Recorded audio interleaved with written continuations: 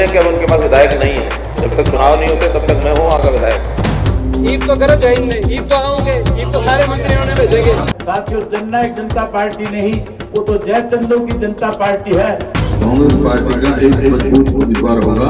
पहले आप ये बताएं भारतीय जनता पार्टी का उम्मीदवार कौन होगा? चौधरी भूपेंद्र सिंह जिंदा भी इस इलाके को अपना बता करके अपना गढ़ बताने का प्रयास कर रहे हैं। अब तो गढ़ प्रजातंत्र में जनता की अदालत में है। जनमत हरियाणा पर बड़ौदा की बिसात में सभी का स्वागत है।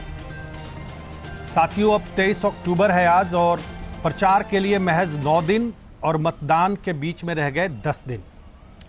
तो आज चर्चा करेंगे कि क्या इंपॉर्टेंट पॉलिटिकल एक्टिविटी रही सभी पार्टियों की, बड़ी क्या उन्होंने आज रणनीति अपनाई, कहाँ उन्होंने चुनाव प्रचार किया।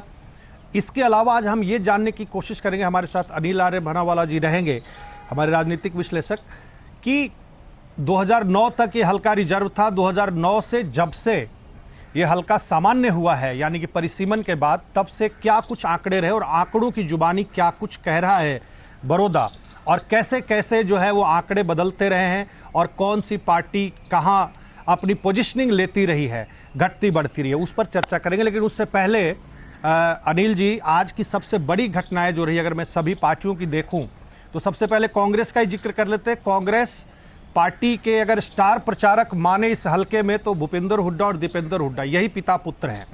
तो आज की जो उनकी प्रचार का जो उनका जो फोकस एरिया था, पिता ने आज नौनजाट एरिया को फोकस किया, 5 से 6 गांव ऐसे किए जहां ब्राह्मण बहुल गांव है, और जो पुत्र हैं, पुत्र ने आज जाट बहुल गांवों को फोकस किया। तो दोनों की ऐसी रणनीति अनिल जी रही होगी और 30 अक्टूबर तक उनके कार्यक्रम आए हुए हैं, जिस हिसाब से इन दोनों को घूमना है। तमाम विधायक कांग्रेस के यहाँ पे हैं।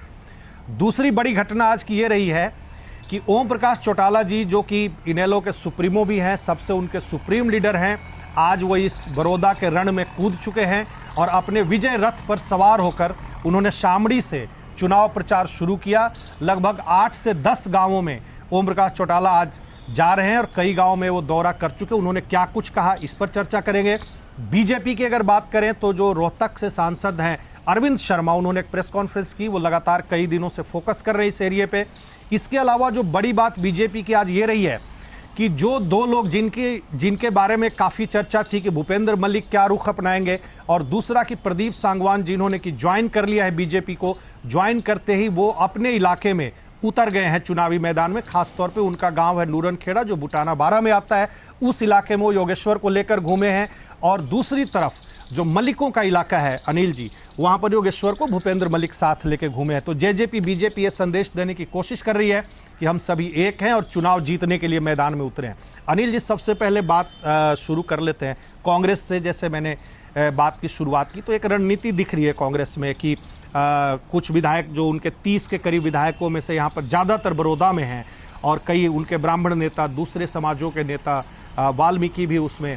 तो वो एक स्ट्रेटजी के साथ दोनों पिता पुत्र ने अपनी एनर्जी जो है वो बांट ली है, और उन्होंने आज भूपेंद्र हुड्डा जी ने आज ब्राह्मणों के गाँव फोकस किया और दीपेंद्र ने जाटों के गाँव फोकस किए, जो बहुलता के आधार पर कि जहाँ पे उनकी संख्या ज़्यादा है। क्या रणनीति रही होगी कांग्रेस की इसके पीछे, क्योंकि यही दोनों स्टार प्रचारक हैं?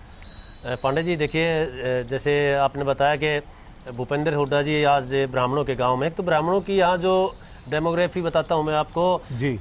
यहाँ के जो गांव हैं वो प्योर गांव हैं, कुछ गांव 7-8 गांव जो है उनमें प्योर ब्राह्मण पॉपुलेशन है। बाकी पूरे हरियाणा में लगभग ब्राह्मण जो है गांव में ऑन एवरेज 10%, 11-12% तक मिलते हैं, लेकिन इनके जो गांव हैं वो प्योर हैं।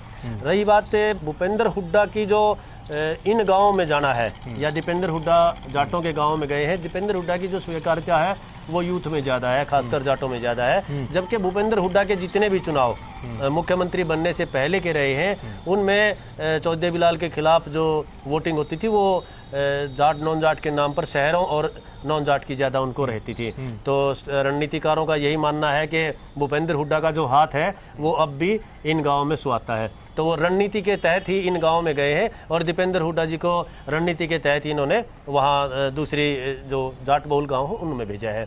तो रणनीति है ये बिल्कुल। लेकिन एक बड़ी बात ये है कि आपने बताया कि कई सारे एमएलएज और एक्स एमएलएज आए हैं, जैसे कुलदीप शर्मा जी का स्टेटमेंट था यहाँ पे, वो दलाल वाला, खाप वाला, इस तरह की जो स्टेटमेंट्स हैं शायद ये इनको पीछे ही रखेंगे। अब ज्यादा जो कमान संभालेंगे वो पिता पुत्र ही संभालेंगे। अच्छा, एक बात और आज मैंने देखी कि जो ब्राह्मणों के गांव में जहां पे भूपेंद्र हुड्डा जी खुद जा रहे थे, डॉक्टर कुलदीप वत्स जो बादली वाले विधायक है, उनको आज आगे किया है। अब दूसरी बड़ी महत्वपूर्ण खबर आज की ये रही है कि शामली से ओम प्रकाश चौटाला जी ने विजय रथ एक तरीके से आए हैं। देखिए, हो सकता है वो काफ़ी चूंकि बुजुर्ग हो चुके हैं तो उनको उतनी वो जो है वो युवाओं की तरह पैदल नहीं घूम सकते या मार्च नहीं कर सकते, थोड़ी उनके एक हेल्थ की भी लिमिटेशंस है।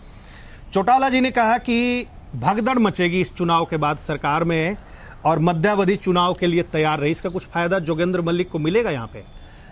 देखिए, ये तो पॉलिटिकल स्टेटमेंट है कि चुनाव के बाद में कोई सरकार टूट सकती है या नहीं, ये भूपेंद्र हुड्डा जी भी कहते हैं, चौटाला साहब ने भी यही कहा है। ये मैं इसको पॉलिटिकल स्टेटमेंट मानता हूँ। जब तक केंद्र में किसी की भी सरकार होती है, स्टेट में सरकार गिर जाए ऐसा बहुत कम देखा जाता है। मुझे लगता नहीं कि कोई ऐसा उदाहरण हो कि सेंटर में सरकार रहते और सरकार भी जैसे चौधरी के या चौटाला साहब की सरकार गिरी थी जब चौधरी सेंटर में थे, लेकिन उस टाइम प्रधानमंत्री की 1990 का जिक्र कर रहे हैं, उसके जिक्र कर रहा हूं। लेकिन मुझे और देशों और स्टेटों में कभी ऐसी कोई बात नजर आज तक आई नहीं है। केंद्र सरकार का बहुत बड़ा प्रभाव रहता है, बहुत सारी एजेंसियां ऐसी हैं जो सरकार को कैप्चर करके रहती है, विधायकों को। उन्होंने 2000 से 2005 जो उनका राज था, जो फुल फ्लेज्ड राज जिसको कहते हैं, उसका उन्होंने कई बार रेफरेंस दिया और आहुलाना में शुगर मिल उस समय में लगी थी, उसका भी उन्होंने जिक्र किया है और कहा है कि किसानों के असली हितैषी हम हैं।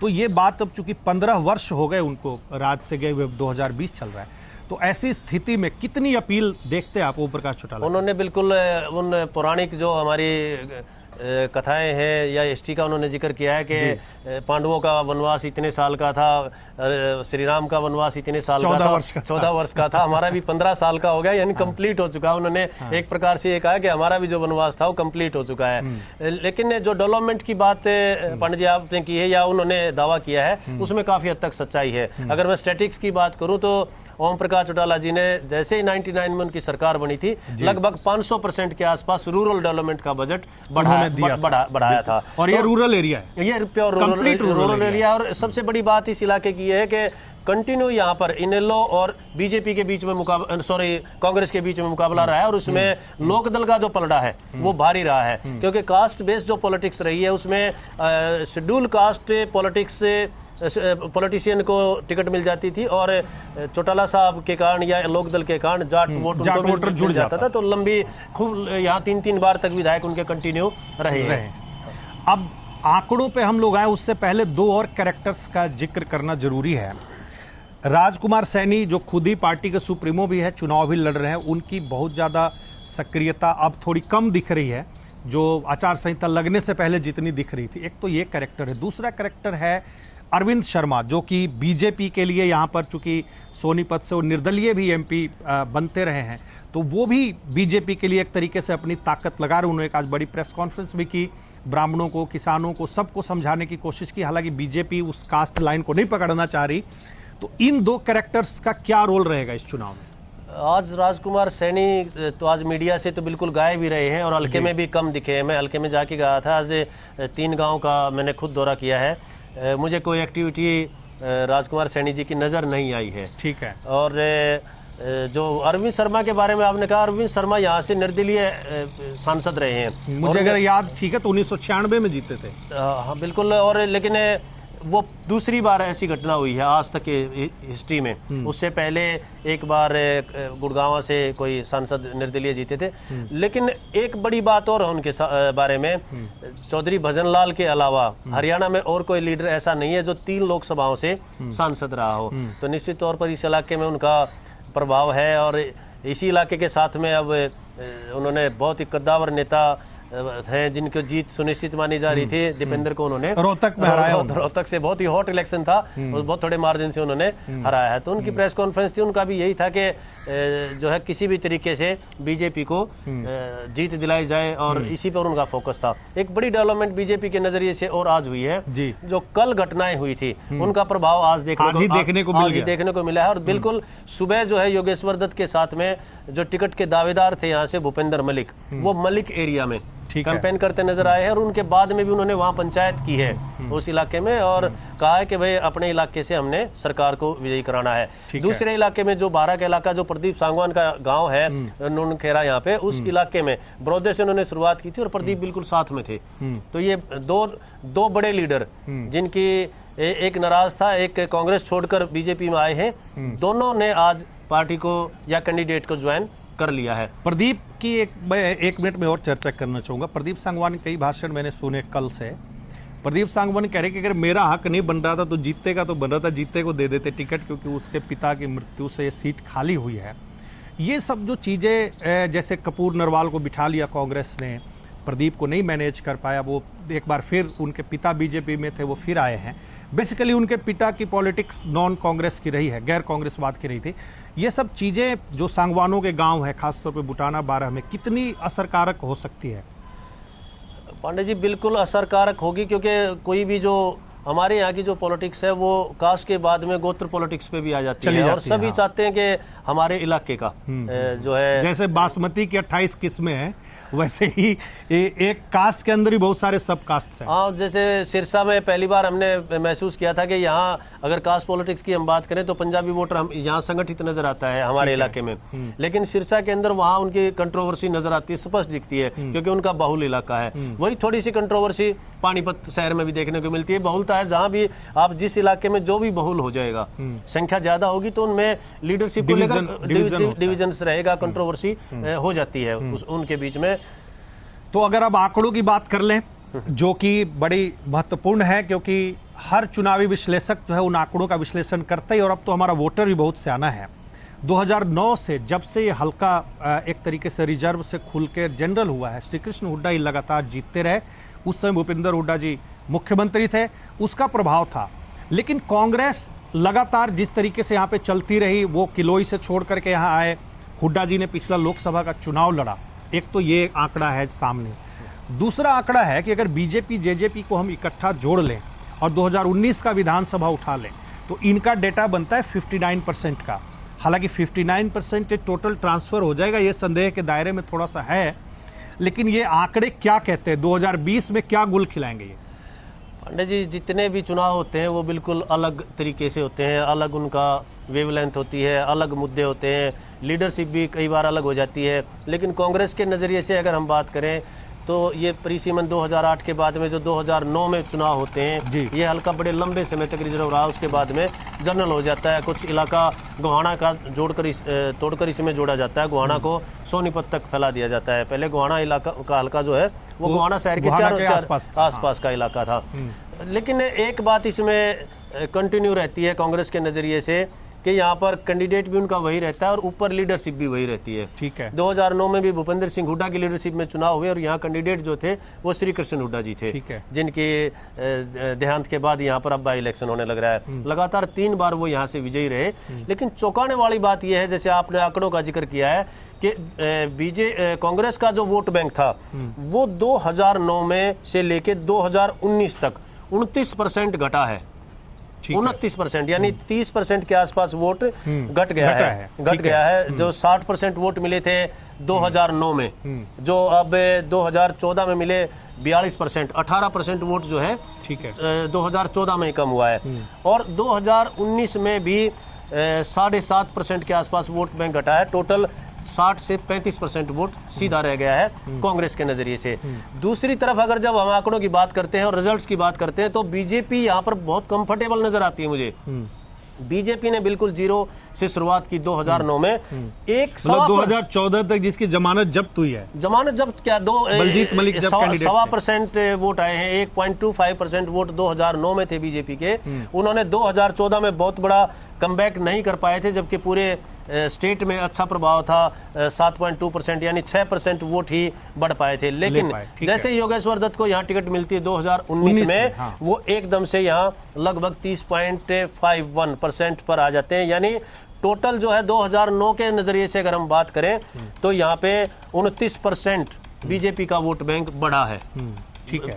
और तीसरी जो बड़ी पार्टी यहाँ पर प्रभाव रखती थी, हालांकि जेजेपी के अलग होने के बाद में मैं जेजेपी को अलग नहीं करूंगा इनेलो से आंकड़ों के मामले में, क्योंकि दोनों का वोट पैटर्न बिल्कुल सेम है। उनका वोट बैंक बहुत नहीं घटा है।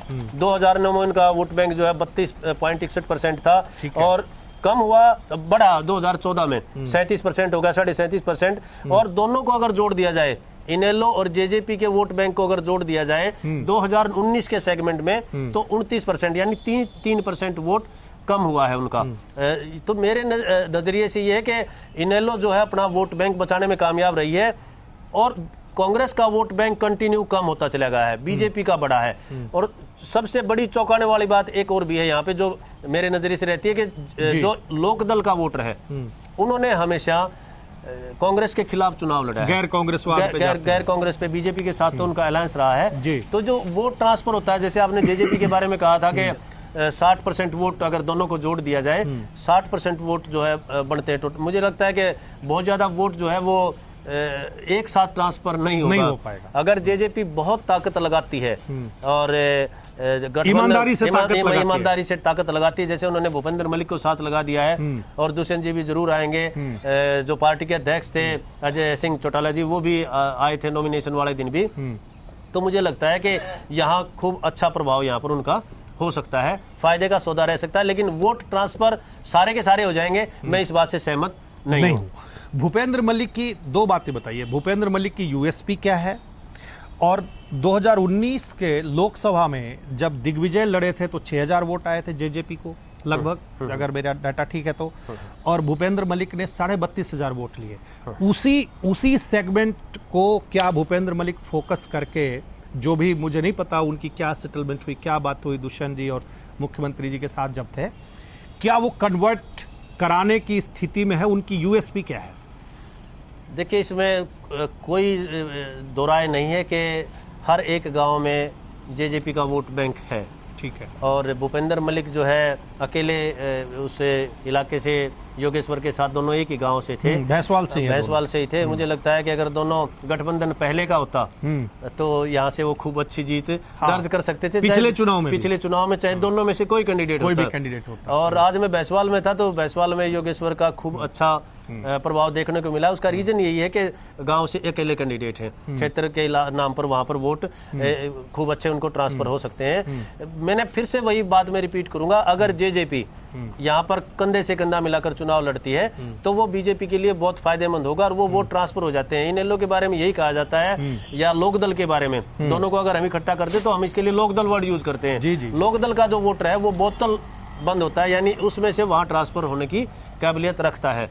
और बीजेपी के साथ मिलकर उन्होंने बहुत सारे चुनाव लड़े हैं अलायंस में, तो दोनों वर्कर्स का आपस में जो है मेल जोल भी है, कोई बड़ी बात उनमें नहीं है, नीचे कंट्रोवर्सी नहीं है कम से कम। तो ट्रांसफर हो सकता है, वो हो सकता है। और जो अब जो ओरिजिनल जो ये इनेलो रह गई जिसका निशान अभी चश्मे का है, उनको क्या कुछ, वो जो अगर मान लो जैसे वो पिछली बार 3000 वोट पाए थे, अगर वो सिकुड़े हुए ही रहते हैं तो उसका बेनिफिशियरी कौन हो? देखिए, इनेलो या जेजेपी से जो वोट छिटका है, जो बीजेपी में नहीं कन्वर्ट हो पाया है, वो मोस्टली वोट भूपेंद्र सिंह हुड्डा के पास गया है, क्षेत्रवाद के नाम पर, कास्ट के नाम पर, चौधर के नाम पर या कास्ट के नाम पर। ये इलेक्शन पांडे जी ऐसा है जिसमें जो बढ़िया पैकेजिंग करेगा, जो बढ़िया चुनाव प्रचार करेगा, जैसे आज चौटाला साहब की मुझे लगता है कि जब मैं उन्हें सुनता था वो बिल्कुल मशीन गन की तरह बोलते थे। इंडिया के जो है टॉप, जो अगर किसी का ऑरेटर रहे हैं, बहुत अच्छे ऑरेटर रहे हैं भाषण में, लेकिन आज उनके जो भाषण था उसमें इतना दम नहीं था, हालांकि बहुत अच्छे शब्दों का वे इस्तेमाल करते हैं। और उर्दू के कई मुहावरे भी उन्होंने सुनाए। बिल्कुल बिल्कुल। उर्दू लेकिन की अब उनकी नॉलेज अच्छी है। शेर जो है वो बूढ़ा हो गया है, बूढ़ा हो गया है, और लोगों में जो उनके समय में जिन्होंने उनका गवर्नमेंट देखी है वो भी अब लोग जो है पीढ़ी एक तरीके से जनरेशन गैप काफी लंबा हो गया है उनका। बहुत कम लोग उनके किस्से कहानियां, जैसे चौधरी बिलाल के नाम पर बहुत सारी वोट जो है आज भी ट्रांसफर होती हैं, लेकिन चौधरी बिलाल को जिन्होंने देखा हुआ है ऐसे लोग बहुत कम हैं। वो एक जनरेशन बदल गए, जो वोटें उनकी नाम पर पड़ती थी। तो मुझे लगता है कि आज जिनका प्रचार अच्छा रहेगा, जो लोगों के बीच में अच्छी चीजें लेकर जाएंगे, वो वोट ट्रांसफर कराने में बहुत कामयाब होंगे। और नई बात एक गांव में मैंने आज देखने को मिली है कि गांव का जो माहौल है वो बिल्कुल शांत है इलेक्शन को लेकर। झील की तरह अभी शांत है, उसमें कोई लहरें नहीं है। लोग जो है अभी वेट एंड वॉच की स्थिति में है, देख रहे हैं अभी। तो इसका मतलब फिर फ्लोटिंग वोटर, इसका मतलब का साइज बहुत बड़ा है अभी। तो मैंने जुलाई के लास्ट वीक में सर्वे किया था, यहाँ से सैंपल लिया था, उसमें हमारा 28% से अधिक फ्लोटिंग वोटर था। और मुझे लगता है कि 20% से ज़्यादा आज भी हो सकता है, जो इन 4 या 5 दिनों में अगले खासकर 28 या 29-30 तारीख के आसपास जो है वोटर तय करेगा कि हमने वोट किसको करनी है उसके बाद। तो अनिल जी के आंकड़े जो कहते हैं उससे एक निष्कर्ष निकाला जा सकता है कि ठीक है, कांग्रेस का वोट बैंक घटा है, लेकिन फिर भी उसके पास मूलधन इतना है कि वो चुनाव फिर भी जीत जाती है। दूसरी तरफ बीजेपी का सब कुछ इस बात पर निर्भर करेगा कि जो लोकदल माइंडेड वोटर है वो गैर कांग्रेसवाद के नाम पर कितना कुछ कन्वर्ट हो पाता है। और प्रदीप सांगवान, भूपेंद्र मलिक, केसी बांगड़, महेंद्र मलिक, इस जैसे जो लोग बीजेपी के लिए जुड़े हुए हैं, जो लगे हुए हैं, वो कितना कुछ करिश्मा दिखा पाते हैं। बिल्कुल। जो पिछली मैं रोक रहा हूँ पांडे जी, पिछली बार जो है योगेश्वर जी के ऊपर यही आरोप लगे थे कि उन्होंने जो है इलेक्शन कैंपेन में अपने साथ जो है जाटों को नहीं जोड़ा था साथ में कैंपेनिंग के दौरान। लेकिन अब की बार मुझे लगता है कि योगेश्वर के जो अगल बगल होंगे वो बड़े नाम और बड़े चेहरे जाटों के नजर आएंगे इस कैंपेनिंग के दौरान। तो ये बात है। और बड़ौदा की बिसात में अब मैं बता दूं जो कुछ सूचनाएं हमारे पास कि कल क्या कुछ हो सकता है, उसमें बीजेपी के प्रदेश अध्यक्ष ओम प्रकाश धनखड़ कल 5 गांवों का दौरा करेंगे। आज उनका हालांकि जन्मदिन भी है अनिल जी, और वो खास बात ये भी रहेगी कि वो भैंसवान खुर्द से शुरू होकर रिंढाना तक जाएंगे, जो इंदुराज नरवाल भालू का गाँव है। तो बीजेपी के लिहाज से एक बड़ी एक्टिविटी ये रहेगी। कांग्रेस का मुझे लगता है कि जो बड़े स्टार प्रचारक है वो सब मैदान में उतर चुके हैं। शैलजा का इंतजार है, और जो सूचनाएं मिल रही है शैलजा को मनाने की कोशिशें चल रही है कि वो चुनाव में आएँ और यहाँ पर जो एससी वोटर हैं उनको कांग्रेस की तरफ मोबिलाइज करें। लोकदल का एक तरीके से ओम प्रकाश चौटाला जी अभी लगातार इस हलके में रहेंगे और घूमेंगे, उनके प्रभाव का भी हम लोग आकलन करेंगे। और बड़ौदा की बिसात में जैसा कि अब काउंटडाउन शुरू हो चुका है, जैसे कि आज मैंने बताया कि अब मतदान में सिर्फ 10 दिन है, कल जब हम बात करेंगे 9 दिन रहेंगे। तो इन सारी एक्टिविटीज़ से हम आपको अवगत कराते रहेंगे, चर्चा करते रहेंगे।